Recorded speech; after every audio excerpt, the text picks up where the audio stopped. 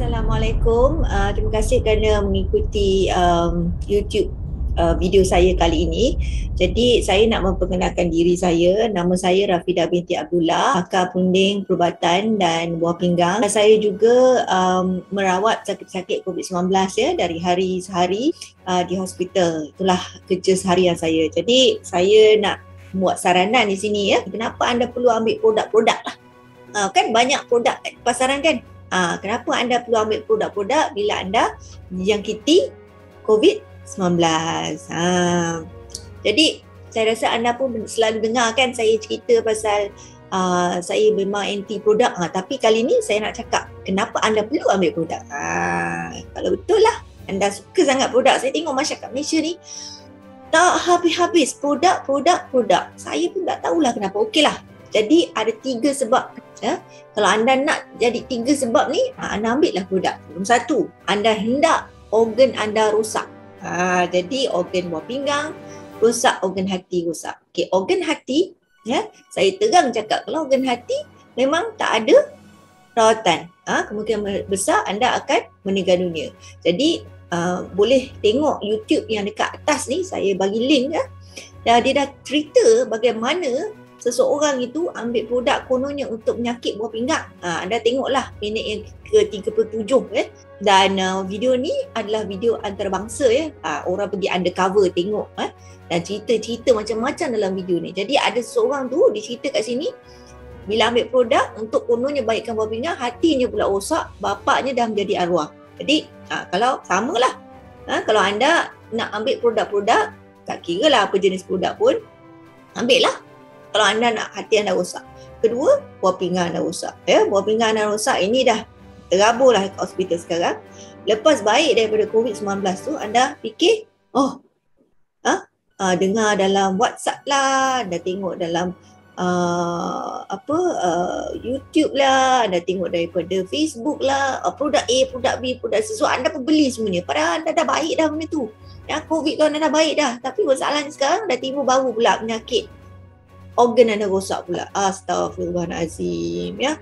Kenapalah anda nak buat macam ni? Kenapalah anda suka sangat nak rosakkan organ-organ dalaman anda? Tu nombor 1. Nombor 2, ya, jika anda hendak membuang duit. Jadi silakanlah anda belilah produk-produk tu kalau nak anda membuang duit. Silakanlah, dah banyak sangat duit agaknya. Ya.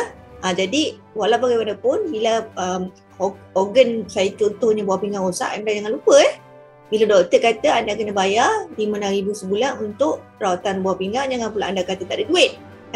Anda, ya. Kalau anda boleh membazir duit membeli produk-produk, saya ingat tak ada masalah lah. Anda bayar dialisis untuk semua hidup. Nombor 3, ya. Jika anda nak mengkayakan jurujual, ya. Anda hilang duit, anda rosak organ, anda kayakan jurujual. Itulah 3 sebab kenapa anda perlu ambil suplemen. Kalau anda nak 3 tu merosakkan organ anda, mengkayakan jurujual, meranapkan duit anda, silakan. Kami tak ada masalah. Ya.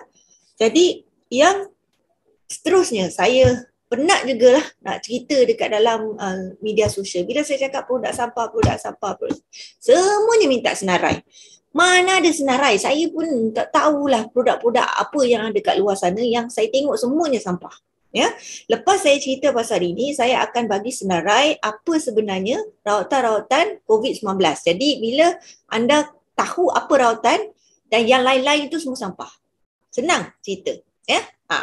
Produk-produk, suplemen itu semua saya kategorikan sebagai SAMPAH, sampah.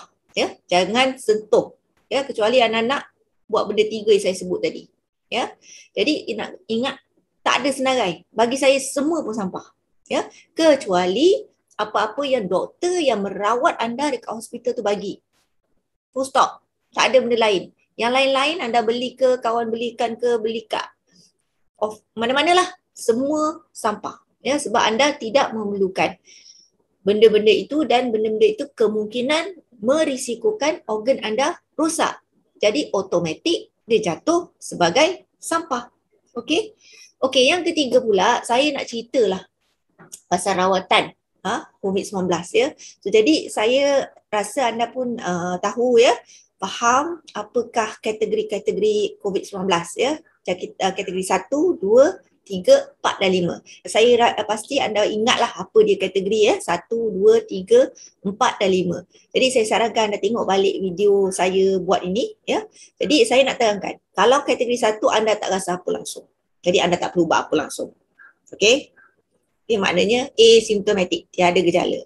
Kategori 2, bila anda ada demam-demam sesema. Jadi ubat yang anda perlukan, Panadol, ubat batuk ke, ubat sesema ke, simpan dalam rumah. Jangan harapkan KKM je nak bagi. Anda beli kat farmasi siap-siap sebelum anda dapat COVID, anda simpan kat rumah. Okay, ini ubat-ubat biasa yang patutnya dah ada dalam almari anda tu. Tak payah nak mengharapkan orang lain nak bagi pula. Selalu saya nampak dekat social media, oh kenapa KKM tak bagi ni, kenapa KKM tak bagi tu. Kalau ubat Panadol, ubat sesema, anda belilah sendiri. Ya? Ataupun anda simpanlah sendiri sebelum anda dapat tu, anda dah ada kat rumah. Jadi anda dah berjaga-jaga. Ini standard. Ya? Kalau anak-anak anda demam ke apa, semua benda tu dah ada patutnya. Standby. Ya, itu kategori 1, 2, 3, biasanya 3 boleh berkurang 2 saja. Mungkin dia demam lebih sikit ya. Ada benda-benda semua kekal kehidrasi. Dia tak ada vitamin suplemen terlebih. Makan makanan sihat, buah-buahan lebih semasa anda mengalami jangkitan virus COVID ni termasuk ya. Jadi bila anda kategori 4, anda perlu masuk hospital. Ya, anda perlu masuk hospital. Kebiasaannya dia bagi anda oksigen. Ya, dan dia bagi injection dexamethasone ataupun steroid ya, dan anda juga diberi ubat cair darah ya, ubat cair darah iaitu secara injection. Okey, so kalau anda tak ada masalah, ubat-ubat tersebut sebelum anda balik anda dah berhenti dah ubat tu, tak perlu bawa balik rumah makan sambung, tak perlu, maknanya anda dah baik dah ya. Okey, so lepas tu ada kategori 5. Kategori 5 ni mungkin teruk sikit, oksigen tu teruk sikit, diperlukan lebih sikit. Ya, anda juga diberikan dexamethasone atau methylprednisolone iaitu steroid ya, sama ada jenis dexamethasone atau jenis methylprednisolone ya. Tengok seteruk mana penyakit anda, COVID-19 anda tu kategori kelima ya. Jadi bila macam ni ubat anda tu lebih sikit dan anda mungkin mengalami komplikasi paru-paru yang mungkin berpanjangan sedikit memerlukan rawatan. Yang ini kategori ni kebanyakannya, bukan semua juga, dia diberi ubat prednisolone atau steroid itu untuk dibawa balik ke rumah untuk dimakan pelan-pelan, turunkan dosnya. Doktor akan panggil, bagi temujanji akan mari balik datang ke klinik untuk dipantau lagi ya. Lagi satu, mungkin kalau anda buat scan yang anda nampak darah beku dalam badan, kemungkinan besar anda memerlukan rawatan cair darah ya. Cair darah tu kebanyakannya dia makan ubat saja ya, ada yang injection, tengoklah ya lain orang lain. Jadi itu saja. Lain-lain tu ubat-ubat biasa. Kalau anda penyakit kronik, ubat-ubat penyakit kronik anda. Tak adanya vitamin A, vitamin C, ubat herba ni, ubat herba tu, jangan sentuh tu semua. Jangan sentuh, jangan dengar apa yang orang cakap ya. Jadi saya tak tahu anda nak percaya siapa lagi, sebab saya adalah seorang pakar perubatan hari-hari merawat pesakit COVID-19 ya, yang teruk, yang tak teruk dan sebagainya. Dan yang teruk sebab lepas COVID tu dah baik, COVID tu tak ada masalah. Lepas tu dia pergi makan yang ubat-ubat yang jadi yang sampah tu, habis organ-organnya, hati ke, buah pinggang ke, macam-macam. Sekarang dah mula datang satu-satu rosak organ-organ dalaman. Ingat, ini tak boleh nak reverse ya. Ada orang kata sesal, dah menyesal, doktor menyesal. Dah banyak kali dah kita cakap. Ini pun anda tak boleh tak boleh nak ikut, dah susah lah. Yang anda percaya orang-orang yang dari TikTok ke, dari Instagram ke, post makan 1 lori punya ubat tu, yang anda percaya mereka nak buat apa? Penat doktor-doktor bercakap ni, macam saya ni, banyak kali saya cakap dekat akaun social media kita, saya jangan ambil. Ambil juga. Kenapa anda nak percaya orang lain? Wallahualam, saya pun tak tahu. Jadi saya nak ingatkan sekali lagi, jangan sekali-kali anda ambil produk-produk kecuali anda nak rosakkan organ anda nak habis duit, kebanyak sangat duit nak habis, tak tahulah. Nombor 3, anda kayakan jurujual. Okey? Kalau anda nak buat 3 tu, ambil lah. Okey? Jadi, senarai, tak ada senarai. Semua produk yang bukan apa doktor yang discharge anda bagi, semuanya sampah. Ya, sebab semua-semua tu anda tak perlu sebenarnya. Dan bila tak perlu, dia merisikokan organ-organ anda itu jatuhnya perkataan sampah ke atasnya. Itu definisi saya ya. Okey. Yang ketiga, fahamilah apa dia rawatan sebenar COVID-19. Dia boleh baik sendiri kalau tak teruk dan ada ubat-ubat kalau jangkitan tu teruk sikit. Tidak termasuk produk-produk sampah.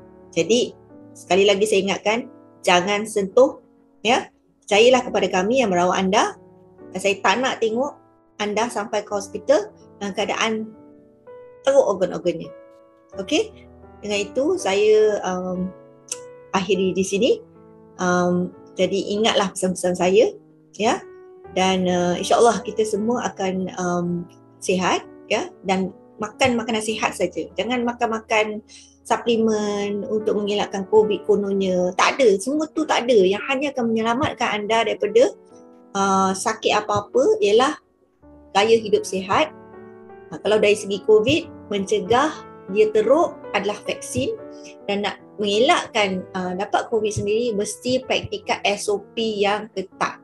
Ya, so, kita tahu kita dalam kita berjalan tu, kita jumpa orang, kita anggap orang tu memang ada COVID lah. Ya, jadi jauh, jarakkan dan sentiasa pakai pelitup muka dan sentiasa membasuh tangan anda. Jarak tu jaga, jarak fizikal kalau boleh 2 meter. Ya, jaga tu semua. Ya, itu saja yang nasihat kalau caranya untuk mengelakkan COVID-19 bukan produk-produk sampah. Jadi ingat pesan saya ya. Dan itu, terima kasih kerana menonton.